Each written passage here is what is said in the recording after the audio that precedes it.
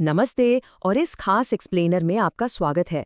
आज हम Darren Hardy के उस कमाल के फ्रेमवर्क द कंपाउंड इफेक्ट को डिकोड करने वाले हैं।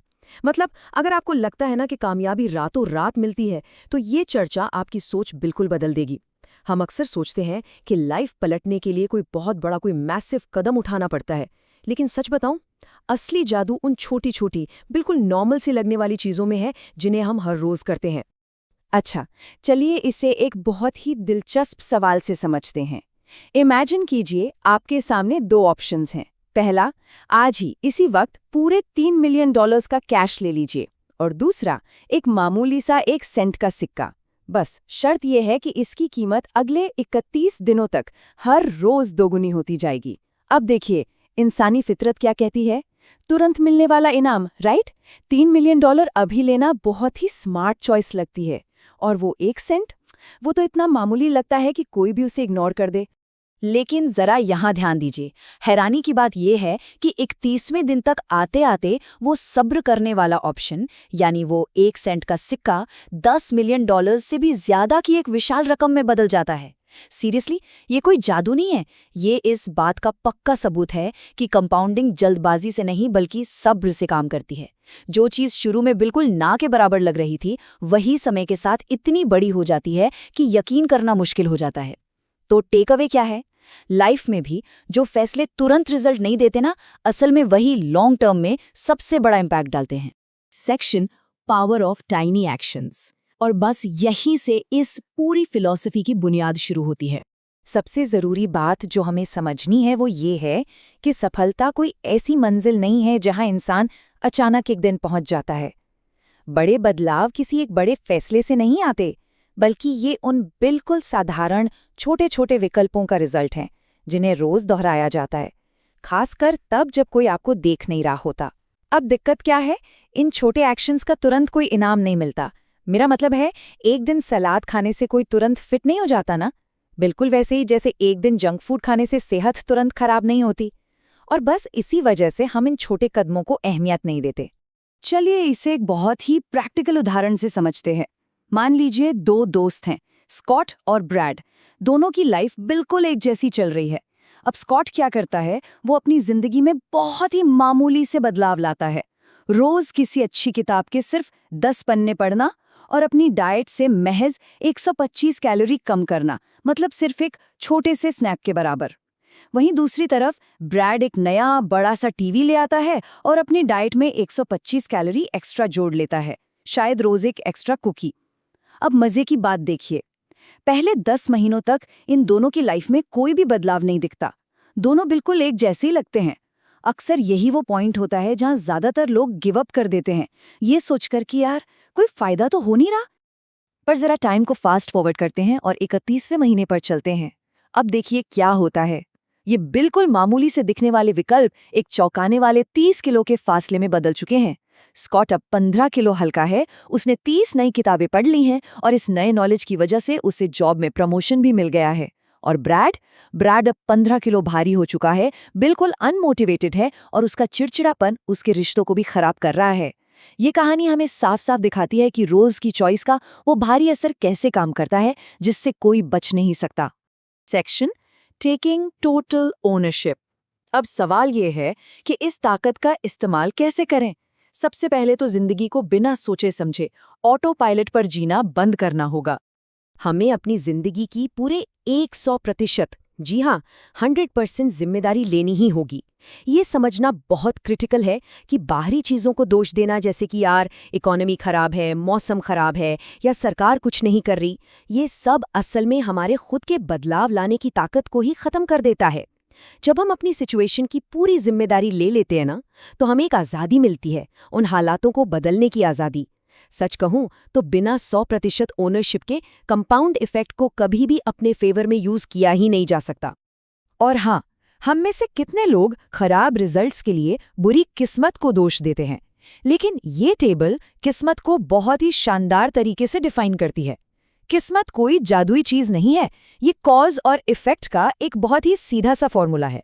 जब सही तैयारी यानी हर रोज अपनी स्किल्स को बढ़ाना, एक सही नजरिया यानी चुनौतियों को हार की तरह नहीं बल्कि फीडबैक की तरह देखना, और सही मौका, जब ये सब एक साथ मिलते हैं और आप तुरंत एक्शन लेते हैं, तब जाकर किस्मत बनती है। जिन्हें हम लकी कहते हैं ना, उन्होंने दरअसल सालों तक चुपचाप तैयारी की होती है। हर एक मंजिल की शुरुआत बस एक छोटी सी चॉइस से होती है। जब एक चॉइस को बार बार दोहराया जाता है तो वो एक बिहेवियर बन जाती है, और फिर वही बिहेवियर पक्का होकर एक आदत बन जाता है, और यही आदतें आपको फाइनल मंजिल तक पहुंचाती हैं। इस पूरी चेन को कंट्रोल करने का एक कमाल का तरीका बताऊं? अवेयरनेस। उदाहरण के लिए एक छोटी सी पॉकेट नोटबुक लीजिए और उसमें खर्च किए गए हर एक रुपये या खाई गई हर एक कैलोरी को बस ट्रैक करना शुरू कर दीजिए। ये छोटी सी चीज सबकॉन्शियस माइंड को जगा देती है और आप बिना सोचे समझे लिए गए फैसलों से बाहर आ जाते हैं। Section engineering better habits. अब जब फैसलों की समझ आ गई है तो अगला कदम है अपनी रोजमर्रा की आदतों को सोच समझकर डिजाइन करना। देखिए, सिर्फ अपनी इच्छा शक्ति या विल पावर के भरोसे बैठना ना, इंसानी बायोलॉजी के खिलाफ एक हारी हुई लड़ाई है। शाम होते होते विल पावर वैसे ही खत्म हो जाती है। इसलिए हमें ऐसे सिस्टम सेट करने होंगे जो बुरी आदतों को करना ही मुश्किल बना दें। सबसे पहले उन ट्रिगर्स को पहचानिए। वो कौन सा समय है, कौन सी जगह है, या कौन से लोग हैं जो वो बुरी आदत ट्रिगर करते हैं। फिर अपने आसपास के माहौल की सफाई कीजिए। मतलब अगर हेल्दी खाना है तो घर से सारा जंक फूड बाहर। और सबसे अहम बात, एक बुरी आदत को अचानक बंद करने के बजाय उसे किसी नई और बेहतर आदत से रिप्लेस करना कहीं ज्यादा आसान होता है। पर यहाँ एक कैच है, आदतें तब तक नहीं टिकेंगी जब तक वो किसी बहुत ही गहरे वाय यानी किसी बड़े मकसद से न जुड़ी हों। जब आपके रोज के काम आपकी कोर वैल्यू से मैच नहीं करते तो दिमाग में एक बहुत भारी मनोवैज्ञानिक उलझन पैदा होती है। इसे ही कॉग्निटिव डिसोनेंस कहते हैं। ये अंदरूनी घर्षण अंदर से थका देता है। यही वजह है कि सिर्फ कोई मोटिवेशनल वीडियो देखकर शुरू की गई आदतें 2-4 दिन में ही दम तोड़ देती हैं, क्योंकि उनके पीछे कोई ठोस अर्थ नहीं होता। गोल सेट करते वक्त अक्सर पूछा जाता है, ये गोल अचीव करने के लिए क्या करना होगा, है ना? लेकिन इसके बजाय एक बहुत ही पावरफुल सवाल पूछकर देखिए, उस लक्ष्य तक पहुंचने के लिए मुझे कैसा इंसान बनना होगा? ये एक सवाल पूरा फोकस महज एक टू डू लिस्ट से हटाकर एक नई आइडेंटिटी पर शिफ्ट कर देता है। और सच मानिए, जब इंसान की पहचान बदल जाती है तो काम अपने आप होने लगते हैं। Section building unstoppable momentum. और जब आदतें और पहचान एक लाइन में आ जाते हैं तो समझ लीजिए प्रोग्रेस का इंजन स्टार्ट हो गया है। आपको पता है, फिजिक्स के नियम हमारी पर्सनल ग्रोथ पर भी बिल्कुल सटीक बैठते हैं। न्यूटन का पहला नियम याद है? जो चीज़ रुकी है वो रुकी रहना चाहती है, और जो मोशन में है वो मोशन में रहना चाहती है। किसी भी नई आदत को शुरू करना हमेशा सबसे मुश्किल होता है, क्योंकि आपको वो शुरुआती इनर्शिया तोड़ना पड़ता है। लेकिन एक बार जब गति बन जाती है तो फिर मोमेंटम अपना काम संभाल लेता है, और तब आगे बढ़ना एक संघर्ष नहीं बल्कि बिल्कुल नेचुरल लगने लगता है। इस बात को एक स्पेस शटल के उदाहरण से समझते हैं। आपको जानकर हैरानी होगी कि एक स्पेस शटल अपनी पूरी जर्नी के मुकाबले शुरुआत के केवल कुछ ही मिनटों में गुरुत्वाकर्षण से बाहर निकलने के लिए सबसे ज्यादा फ्यूल खर्च करता है। लेकिन एक बार जब वो ऑर्बिट में पहुंच जाता है तो बस उसे उसी गति में रहने के लिए बहुत ही कम एनर्जी चाहिए होती है। ये इस बात का बेहतरीन सबूत है कि क्यों इंटेंसिटी से कहीं ज्यादा कंसिस्टेंसी जरूरी है। लगातार की जाने वाली रूटीन ही हमें उस स्पेस शटल की तरह वापस जमीन पर गिरने से बचाती है। Section curating external influences. हालांकि एक बार जब ये कमाल का मोमेंटम बन जाए तो हमें कुछ गार्डरेल्स भी चाहिए होते हैं, ताकि हम उन ताकतों से बच सकें जो अनजाने में हमें पीछे खींचती हैं। हम सब ने ये सुना है कि इंसान उन 5 लोगों का एवरेज बन जाता है जिनके साथ वो सबसे ज्यादा वक्त बिताता है। इसलिए ये बहुत जरूरी है कि हम अपने आसपास के लोगों को सोच समझकर फिल्टर करें। पहला ग्रुप है डिसोसिएशंस, यानी वो लोग जो सिर्फ नेगेटिविटी फैलाते हैं। इनसे तो पूरी तरह से दूरी बना लेनी चाहिए। दूसरा है लिमिटेड एसोसिएशंस, वो लोग जिनसे मिलना मजबूरी है, जैसे कुछ कलीग्स या रिश्तेदार।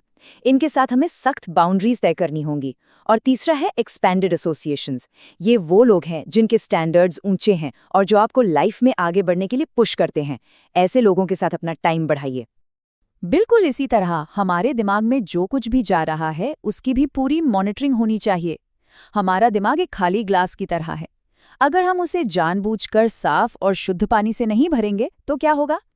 ये दुनिया उसे अपने आप गंदे पानी मतलब नेगेटिव न्यूज़, गॉसिप और फालतू के शोर से भर देगी। मान लीजिए रोज ट्रैवल करने में टाइम जाता है, तो उस टाइम को सिर्फ एफएम रेडियो सुनकर बर्बाद करने के बजाय एक यूनिवर्सिटी में बदलिए, ऑडियो बुक सुनिए, उस खाली ग्लास को साफ और नॉलेजेबल चीजों से भरिए। Section accelerating through difficulties. अब हम इस चर्चा के सबसे अहम हिस्से पर आ गए हैं। जब चीजें सच में बहुत मुश्किल हो जाती हैं, तब असल में क्या होता है? किसी भी बड़े गोल के रास्ते में रुकावटें तो आएंगी ही, ये तो तय है। जब काम अचानक से बहुत बोरिंग या अनकंफर्टेबल हो जाता है और ज्यादातर लोग हार मान लेते हैं, बस वही रुकने वाला पॉइंट एक बहुत बड़ा मौका होता है। जो लोग उस बेसलाइन एक्सपेक्टेशन से थोड़ा सा आगे निकल जाते हैं और वो कर दिखाते हैं जिसकी किसी को उम्मीद नहीं होती, असल में वही लोग भीड़ से अलग होते हैं। असली एक्सेलरेशन, असली ग्रोथ बस वहीं से शुरू होती है। इसके लिए बस एक बहुत ही सिंपल सा रूल लाइफ में ऐड कर लेना चाहिए। जब काम मुश्किल लगने लगे तो बस थोड़ा सा और आगे बढ़ें। मतलब जिम में जब लगे कि अब एक और रैप नहीं हो सकता, तो बस एक और रैप मारिए। जब काम करने का बिल्कुल मन ना हो तो बस 5 मिनट और काम कीजिए। मुसीबत के इन पलों में लगाया गया ये छोटा सा एक्स्ट्रा एफर्ट समय के साथ मिलकर एक इतना बड़ा एडवांटेज बन जाता है ना, कि कोई और आपको आसानी से बीट ही नहीं कर सकता। तो जैसे जैसे हम आज के इस एक्सप्लेनर को खत्म कर रहे हैं, जरा एक पल रुकिए और खुद से पूछिए, वो कौन सी एक बिल्कुल छोटी मामूली सी चॉइस है जिसे आज इसी वक्त से ट्रैक करना शुरू किया जा सकता है। एक छोटा सा बदलाव ही कल एक अनस्टॉपेबल मोमेंटम की शुरुआत करेगा। क्योंकि याद रखिए, आने वाला कल बिल्कुल वैसा ही होगा जैसे चुनाव आज किए जाएंगे।